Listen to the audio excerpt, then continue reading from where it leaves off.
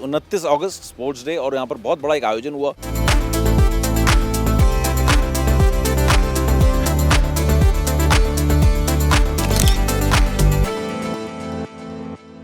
हम लोग इसको एक पर्व की तरह, उत्सव की तरह मनाते हैं। मोंडो ट्रैक जो आपको दिख रहा है, मोंडो ट्रैक नहीं है, उसके पीछे एक बहुत बड़ी कहानी है। 29 अगस्त 2025 हिंदुस्तान को मिला मोंडो ट्रैक। लेकिन मोंडो ट्रैक के पीछे, सिर्फ मोंडो ट्रैक जो आपको दिख रहा है, मोंडो ट्रैक नहीं है, उसके पीछे एक बहुत बड़ी कहानी है। उससे पूरा हिंदुस्तान जुड़ा हुआ है, उससे पूरा हिंदुस्तान का खेल जुड़ा हुआ है। और अभी तक आपने कोचेस की बात सुनी, खिलाड़ियों की बातें सुनी कि उनको बहुत फायदा होगा, लेकिन कहानी वहीं खत्म नहीं होती। कहानी तो यहाँ से शुरू होती है। और ये कहानी है क्या पूरी, इस पर बातचीत के लिए स्पोर्ट्स अथॉरिटी ऑफ इंडिया के सेक्रेटरी विष्णुकांत तिवारी जी हमारे साथ हैं। और उनसे बड़े मुश्किल से मैं उनको पकड़ के लाया हूँ कि सर हमसे बात कीजिए 2 मिनट और बताइए वो क्या कह रहा है। सर ज़रा मोंडो ट्रैक तो हमने देखा, लेकिन मोंडो ट्रैक बिछाने के पीछे का जो राज है वो ज़रा बताएंगे। इंजीनियरिंग डिपार्टमेंट, हमने सिर्फ आपकी बात सुनी कि इंजीनियरिंग डिपार्टमेंट, ये सारा क्या था सर? ये क्योंकि बहुत कुछ ऐसा लग रहा है कि इसके पीछे एफर्ट्स बहुत बड़े हैं और कुछ ना कुछ जो मकसद है वो उससे भी बड़ा है। जी, ये वास्तव में हमारे माननीय मंत्री जी मनसुख मंडाविया साहब की परिकल्पना है। उन्होंने शुरुआत में पूरे भारत के जो खेल की इंफ्रास्ट्रक्चर है उसका एक अध्ययन कराया और ऐसा पाया कि इसमें सभी में एकरूपता का अभाव है, स्टैंडर्डाइजेशन नहीं है, तमाम और समस्याएं हैं। तो माननीय मंत्री जी की परिकल्पना थी कि हमारे पास स्पोर्ट्स का भी इंफ्रास्ट्रक्चर वही कंपनियां करती हैं, जैसे CPWD, NBCC जो रोड और डैम का काम करती है, तो कोई स्पेशलाइज एजेंसी नहीं थी। तो माननीय मंत्री जी के निर्देशानुसार साई में इंजीनियरिंग विंग का गठन होता है। साई का इंजीनियरिंग विंग केवल साई के स्पोर्ट्स इंफ्रास्ट्रक्चर को बनाने का काम नहीं करता है, बल्कि साई को मैंडेट दिया जाता है कि पूरे देश में जो भी सरकारी विभाग या प्राइवेट विभाग स्पोर्ट्स की इंफ्रास्ट्रक्चर को डेवलप करना चाहते हैं तो उनकी डिज़ाइन, ड्राइंग, कंसल्टेंसी का सारा काम साई करेगा। इसके पीछे एक परिकल्पना माननीय मंत्री जी की यही है कि हम लोग पूरे देश में जो भी इंफ्रास्ट्रक्चर बनाएं वो स्टैंडर्ड, इंटरनेशनल स्टैंडर्ड के हों। सर, इंजीनियरिंग डिपार्टमेंट, ये बड़ा इंटरेस्टिंग लगा मुझे। हमने कोचेस सुने थे, एथलीट सुने थे, सर हर चीज़, मतलब अगर बात करें शेफ द मिशन सुनते हैं, लेकिन इंजीनियरिंग डिपार्टमेंट, इसको आपने, ये जो आपका ब्रेन चाइल्ड था, ये इंजीनियरिंग डिपार्टमेंट आपने क्रिएट किया, क्या ये पूरे देश में काम करेगा इंजीनियरिंग डिपार्टमेंट और साए इसको कंट्रोल करेगा? ये किस तरीके से होगा? इंजीनियरिंग डिपार्टमेंट बड़ा इंटरेस्टिंग लगा, लेकिन क्या ये आप पूरे इंडिया में इस इंजीनियरिंग डिपार्टमेंट के साथ काम करेंगे जहाँ पे भी काम होगा, जो बनाना होगा?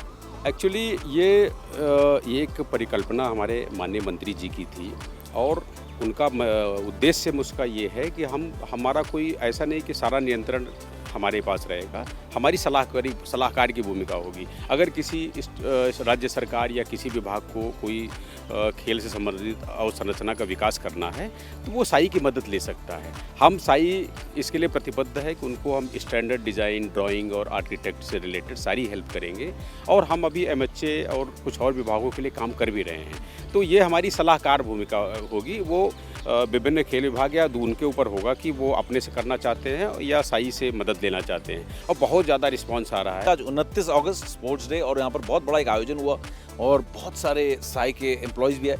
सर, इस आयोजन के बारे में थोड़ा सा बताएं कि क्या था आज, क्या आप लोग का आइडिया था, क्या थीम क्या था? इस संबंध में आपको बताना चाहूँगा कि जो 29 अगस्त का दिन होता है, ये साई और खेल मंत्रालय के लिए खास दिन होता है। हम लोग इसको एक पर्व की तरह, उत्सव की तरह मनाते हैं और ये लगभग एक पखवाड़े 10 से 15 दिन तक चलता है। तो जो भी साई के स्टाफ हेडक्वार्टर में पोस्टेड हैं, ऐसा हमारे रीजनल सेंटर पे भी मनाया जाता है। सारे लोग सहभागी होते हैं, ये हफ्तों तक चलता है। मैं मुख्यालय में, चूँकि आप पूछ रहे हैं तो मुख्यालय के बारे में बता रहा हूँ। मुख्यालय में यही हुआ है कि हम खेल मंत्रालय, NDTL, नाडा और साई, इन सब को मिला के हमने विभिन्न प्रतियोगिताओं का आयोजन किया था, जिसमें कुछ फन गेम भी है। 10 से अधिक प्रतियोगिताएं हैं।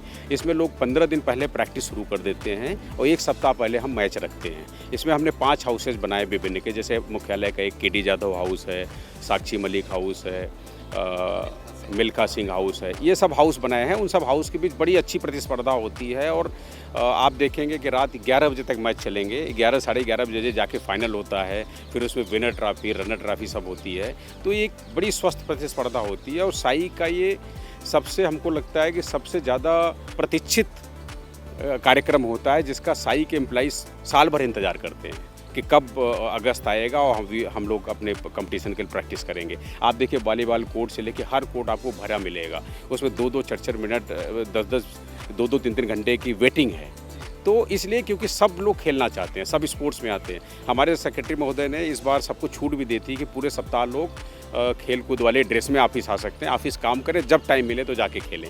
तो ये हम लोगों के लिए उत्सव है और इसको सब दिल से खेलते हैं। हम आपको विश्वास नहीं होगा कि हमारी पूरी जो सैंक्शन स्ट्रेंथ यहाँ पे मिनिस्ट्री और सब मिला के 1200-1300 होगी और जिसमें से 1000 से ज़्यादा लोगों ने पार्टिसिपेट के लिए रजिस्ट्रेशन कराया है। 1000 लोग से ज़्यादा रजिस्ट्रेशन करा के उनके लीग मैचेज हम लोग 10 दिन तक चलाते हैं, फिर धीरे धीरे फाइनल तक पहुंचता है। तो वो बड़ा कठिन काम था जो हमारे कोचेज और हमारे स्टाफ ने पूरा किया। आज उसका सब फाइनल चल रहा है, विभिन्न प्रतियोगिताओं के फाइनल चल रहे हैं और अभी एथलेटिक की हीट शुरू होंगी और ये इतना ज़्यादा लोग भाग लेते हैं कि एक इवेंट को 10-10 बार करना पड़ता है फाइनल लाने के लिए, क्योंकि बहुत से लोग इसमें पार्टिसिपेट करते हैं और पार्टिसिपेशन ही हमारा मूल मंत्र है। जैसा कि हमारे सेक्रेटरी साहब ने हमको एक मैसेज भी दिया कि आप जो भी जितने गेम में पार्टिसिपेट करना चाहता है उसको कराओ। पहले हम लोग कुछ नियम रखते थे कि एक व्यक्ति 4 में कर सकता है, चूँकि हमारे पास सीमित संसाधन होते थे, लेकिन अब हमारे सेक्रेटरी साहब ने ये कहा कि आप सबको सारे गेम में कराओ और आप ज़्यादा से ज़्यादा पार्टिसिपेशन इंश्योर करो और वही हम कर रहे हैं। तो इस बार लगभग 1100 के आसपास लोगों ने रजिस्ट्रेशन कराया पार्टिसिपेशन करने के लिए। अब आज उसका फाइनल दिन है, तो आज भी ये 11-12 बजे तक चलेगा और लोग 12 बजे के बाद ही, हमको उम्मीद है 11 के बाद ही ट्रॉफी उठा पाएंगे। एशियन गेम्स और कॉमनवेल्थ गेम्स की हम बिट कर रहे हैं, एशियन गेम्स की हम बात कर रहे हैं, एशियन एथलेटिक्स चैंपियनशिप की बात कर रहे हैं और अल्टीमेटली हम अल्टीमेट इवेंट ओलंपिक्स को भारत में लाने की बात कर रहे हैं। तो उसी तरफ एक पॉजिटिव कदम की तरह भी इसे देखा जा सकता है, क्योंकि अंदर की बात सर बता सकते हैं क्योंकि आपको पता है कि विजन क्या है, तो उस विजन के तहत इसको भी मान सकते हैं। मोंडो ट्रैक और ये जो पूरा इंजीनियरिंग विभाग, इस तरीके का कोऑर्डिनेशन, इस तरीके की यूनिफॉर्मिटी देश के अंदर पहले कभी देखने को नहीं मिली। क्या हम मान सकते हैं उस विजन की तरफ भी एक कदम है ये? देखिए, ये जो आयोजन और जिसमें भारत को बिडिंग करनी है, ये सब तो जो भी उससे संबंधित लोग हैं वही बता सकते हैं, ये सब की ज़्यादा इन्फॉर्मेशन हमको नहीं है। लेकिन ये सत्य है कि मोंडो ट्रैक या जो भी अच्छी और संरचना बनेगी वो देश के खेलों के विकास में आगे जाएगी। और हमारे माननीय प्रधानमंत्री 2014 के बाद से ही लगातार वो खेलों को बहुत महत्व देते हैं। शायद ही ऐसी कोई मन की बात उनका होता है जिसमें वो खेलों की बात न करें और हर चीज़ में वो बढ़ चढ़ के भाग लेते हैं। जैसे पैरा ओलंपिक चैंपियनशिप होने वाली, पैरा एथलेटिक चैंपियनशिप होने वाली है, उसमें भी उनका ये है कि अच्छी तैयारी के साथ होना चाहिए। तो निश्चित तौर पे पूरे देश के खेल के विकास के लिए मोंडो ट्रैक या कोई भी ऐसी अच्छी इंफ्रास्ट्रक्चर देश के विकास के लिए ज़रूरी है।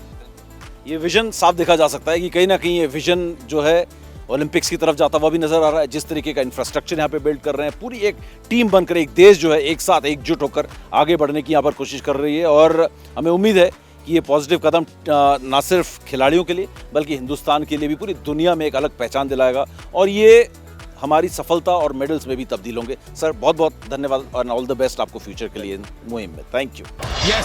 क्रिकेट की हर बड़ी खबर, हर बड़े अपडेट और लाइव डिस्कशन के लिए जुड़िए मेरे साथ सिर्फ India TV cricket YouTube channel पर।